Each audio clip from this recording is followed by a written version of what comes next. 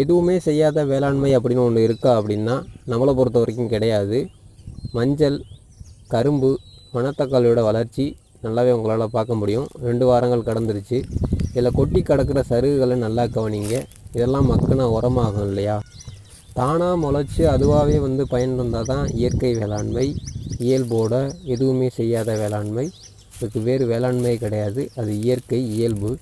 ஆனால் நம்ம ஒரு விதையை நட்ட உடனே நம்மளோட முயற்சி அதில் தொடங்கிடுச்சு, நம்ம வேலையும் தொடங்கிடுச்சு. அப்போது எதுவுமே செய்யாத வேளாண்மை அப்படின்னு கருத்து தவறான கருத்து. இந்த இடத்துல உள்ள பல சருகுகள், அப்புறம் அந்த புல் பூண்டு செடிகள் எல்லாமே அப்படியே மக்கி உரமாகிக்கிட்டே இருக்குது. அதையும் பாருங்கள்.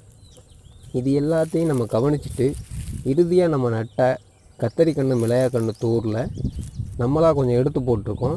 மரத்துலேருந்து கொட்டின சருகுகளும் கிடக்கு. எல்லாமே மக்கிக்கிட்டே வருது. அதையும் பார்க்கலாம். நன்றி.